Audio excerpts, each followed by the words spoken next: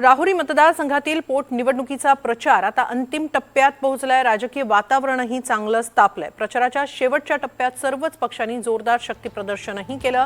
याच पार्श्वभूमीवर वंचित बहुजन आघाडीच्या उमेदवाराच्या प्रचारासाठी उद्या आलमगीर इथं सकाळी 10 वाजता जाहीर सभा आयोजित करण्यात आली आहे। या सभेला वंचित बहुजन आघाडीचे प्रमुख नेते सुजात आंबेडकर उपस्थित राहणार अशी माहिती मिळतेय। अहिल्यानगर जिल्हाध्यक्ष योगेश साठे यांनी ही माहिती दिली आहे।